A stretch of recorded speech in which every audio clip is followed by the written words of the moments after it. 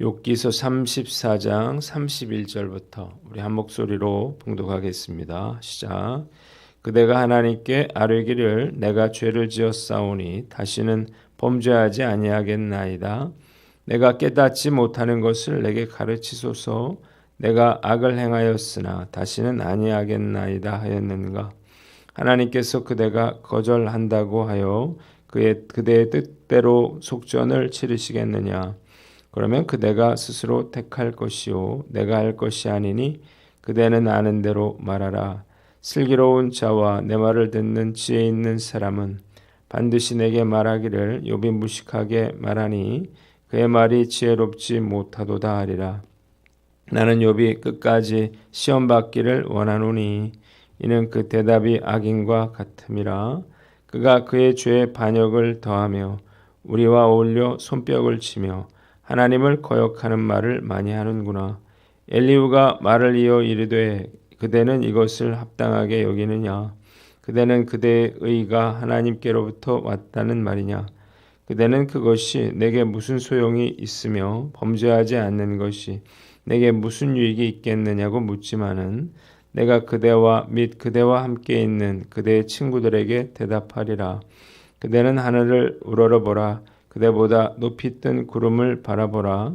그대가 범죄한들 하나님께 무슨 영향이 있겠으며 그대의 악행이 가득한들 하나님께 무슨 상관이 있겠으며 그대가 의로운들 하나님께 무엇을 드리겠으며 그가 그대의 손에서 무엇을 받으시겠느냐. 그대의 악은 그대와 같은 사람에게나 있는 것이요 그대의 공의는 어떤 인생에게도 있느니라. 사람은 학대가 많으므로 부르짖으며 군주들의 힘에 눌려 소리치나 나를 지으신 하나님은 어디 계시냐고 하며 밤에 노래를 주시는 자가 어디 계시냐고 말하는 자가 없구나. 땅의 짐승들보다도 우리를 더욱 가르치시고 하늘의 새들보다도 우리를 더욱 지혜롭게 하시는 이가 어디 계시냐고 말하는 이도 없구나. 그들이 악인의 교만으로 말미암아 거기에서 부르짖으나 대답하는 자가 없음은 헛된 것은 하나님이 결코 듣지 아니하시며 전능자가 돌아보지 아니하심이라. 하물며 말하기를 하나님은 배울 수 없고 이래 판단하심은 그 앞에 있으니 나는 그를 기다릴 뿐이라 말하는 그대일까 보냐. 그러나 지금은 그가 진노하심으로 벌을 주지 아니하셨고 악행을 끝까지 살피지 아니하셨으므로 욥이 헛되이 입을 열어 지식 없는 말을 많이 하는구나. 아멘. 오늘은 욥기서 34장 35장 말씀을 가지고 욥의 억울함을 믿지 않는 엘리후라고 하는 제목으로 묵상 나눔하도록 하겠습니다. 오늘 본문 세 부분으로 나눠서 생각해 봅니다. 먼저 31절로 37절 말씀인데 37절을 봅니다. 한번 따라해 봅시다. 그가 그의 죄에 반역을 더하며 하나님을 거역하는 말을 많이 하는구나. 엘리후는 욥에게 그가 하나님께 죄를 고백하고 다시는 죄를 짓지 않겠다고 이렇게 고백한 적이 있는지를 묻습니다. 다른 세 친구들이 했던 것처럼 그의 죄를 인정하고 회개할 것을 요구하고 있는 것입니다. 그럼 만일 그가 스스로 깨닫지 못한다면 그것이 생각날 수 있도록 하나님께 간구하라고 말했습니다. 그는 또한 욥에게 만일 내 뜻대로 이루어지지 않는다면 계속 회개를 거부할 것인가를 묻고 그것은 그의 문제이니 결정은 그 스스로 해야 한다. 그렇게 말을 합니다. 그리고 그런 이 같은 자신의 판단이 주변의 모든 총명한 자들 그리고 지혜 있는 자들에게도 충분히 인정받고 있는 일이다. 이렇게 확신했습니다.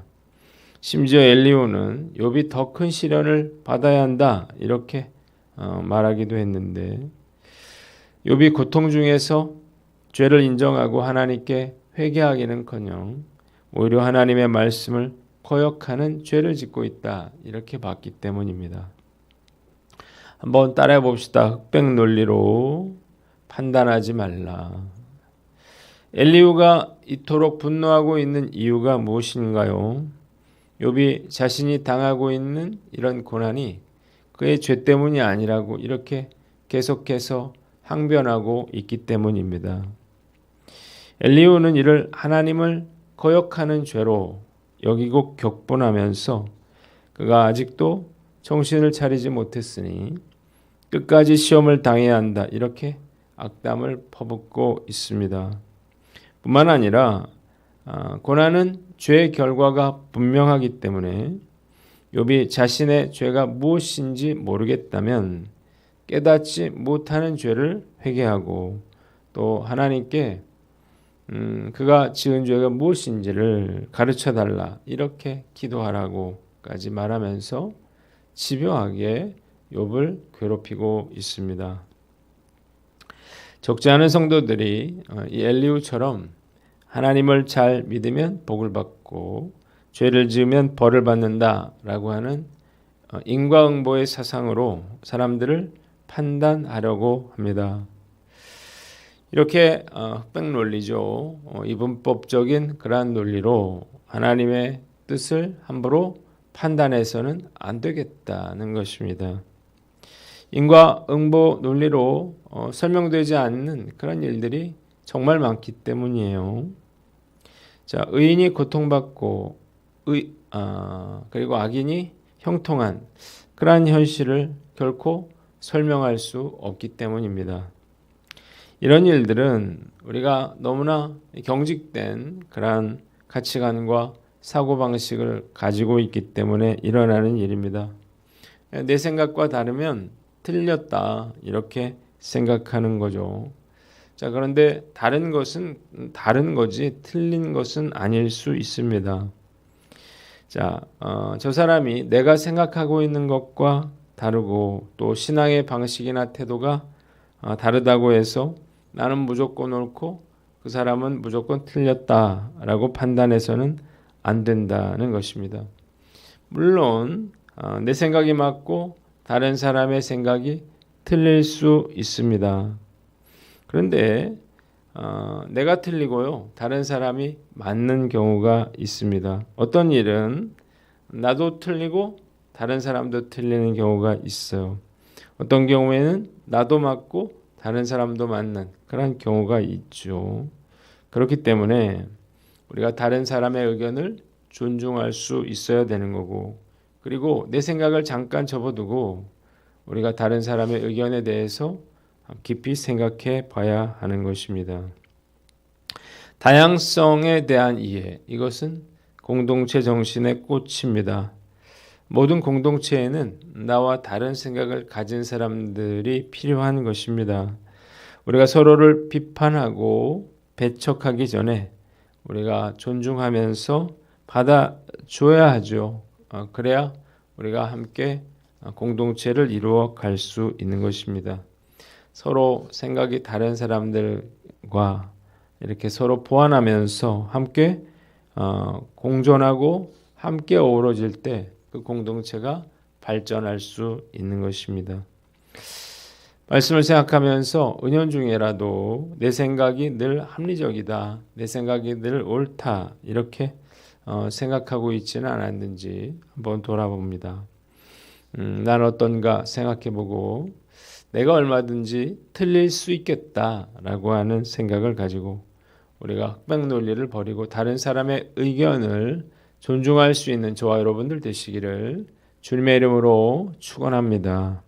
두 번째는 1절로 8절 말씀인데 7절을 봅니다. 한번 따라해 봅시다. 그대가 의로운들 그가 무엇을 받으시겠느냐. 엘리후는 다시 한번 욥의 말을 인용하고 있습니다. 하나님께서 의를 행하는 자와 악을 행하는 자를 똑같이 대하심으로 의롭게 사는 것이 무익하다 이렇게 욥이 말했는데 하나님은 인간의 의로움이나 악함에 영향을 받는 분이 아니라 이렇게 말했다는 것입니다. 인간의 죄악이 하나님께 불이익을 주는 것이 아니고 또한 어떤 의로운 일을 행한다 하더라도 하나님께 유익을 드리지 못한다는 건데요. 인간의 죄악과 축복과 의로움은 인간 사회에나 이렇게 영향을 미칠 뿐이지 하나님에게는 어떠한 영향도 줄 수 없다. 이렇게 엘리후는 주장하고 있습니다. 한번 따라해 봅시다. 하나님을 오해하지 말라. 물론 엘리후의 말처럼 하나님은 초월적인 존재시고 인간의 행동에 어떤 영향을 받는 분은 아니십니다. 그러나 그럼에도 불구하고 하나님은 인간의 의로움이라든지 인간의 악함에 영향을 받으신다는 것입니다. 자, 이 욥기가 시작된 것도 하나님이 욥의 의로움을 보시고 기뻐하시면서 천사들에게 자랑한 일로 시작이 됐다는 거죠. 욥이 왜 고난받고 있습니까?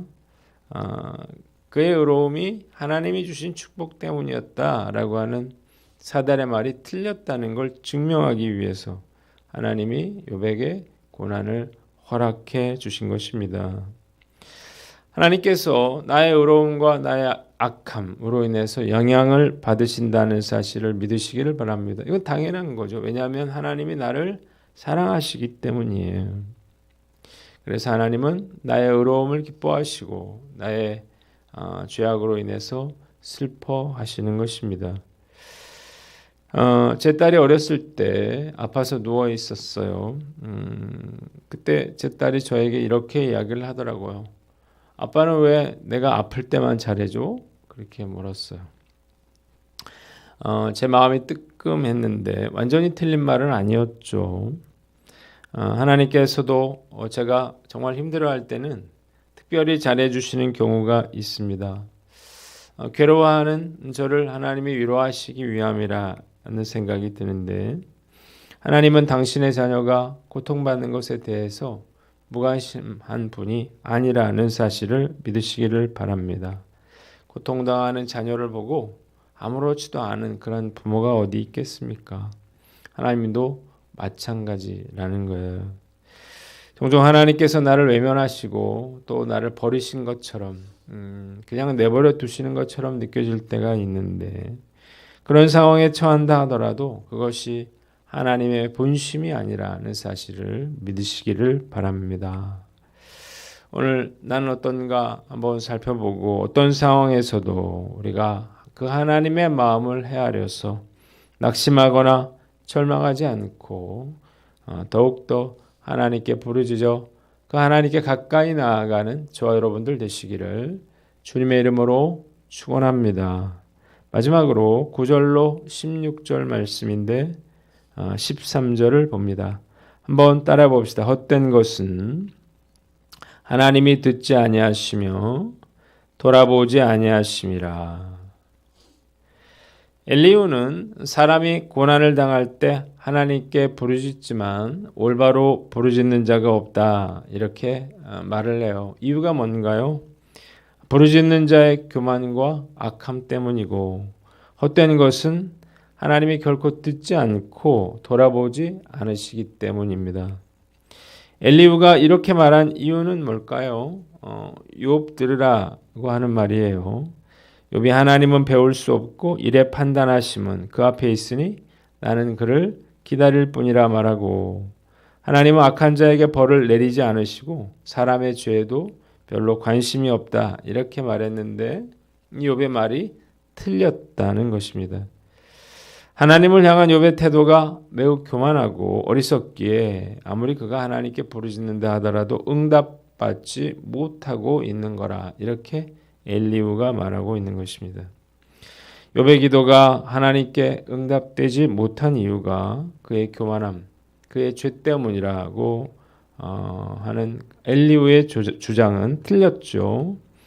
왜냐하면 욥이 당하고 있는 고난은 그의 교만 때문도 아니고 또 그가 지은 죄 때문도 아니었기 때문입니다. 그러나 교만과 죄로 인해서 기도 응답이 이루어지지 않는다고 하는 그의 말은 틀린 말이 아니었습니다. 한번 따라해 봅시다. 응답받는 기도를 하라. 여러분 자식이 원하는 것은 모두 들어주고 싶은 것이 바로 부모의 심정이죠. 하나님 말할 것도 없습니다. 그런데 우리의 간절한 기도가 헛된 부르짖음이 되는 경우가 있습니다. 야고보서 4장 3절에 구하여도 받지 못함은 정욕으로 쓰려고 잘못 구함이라. 자, 이 말씀에도 우리가 알 수 있는 것처럼 헛된 욕심에 사로잡혀 잘못 구한 그러한 기도는 응답되지 않기 때문이에요. 그러니까 기도를 우리가 열심히 하고 많이 하는 것보다 더 중요한 것은 우리가 하나님 원하시는 기도를 하는 것입니다.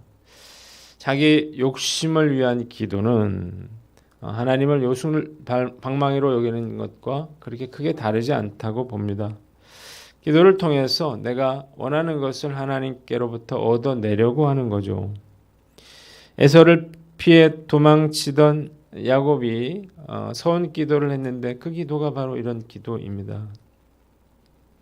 그런데 말씀을 묵상하며 생각해 보니까 저도 사도 바울처럼 이렇게 하나님이 저를 잘되게 해주시면 저도 하나님께 섭섭지 않게 해드리겠습니다.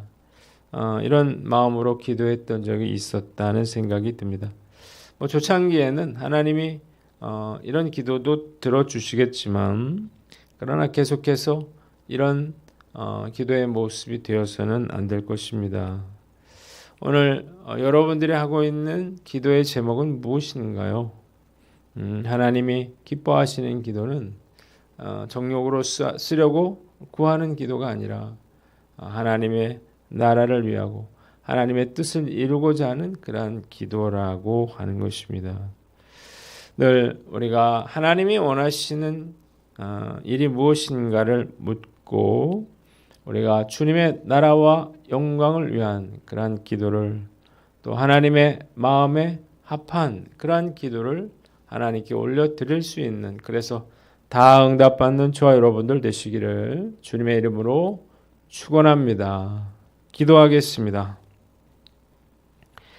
하나님 아버지, 흑백 논리를 버리고 하나님을 오해하지 않으며 하나님 우리가 응답받는 그러한 기도 생활을 하게 하여 주시옵소서.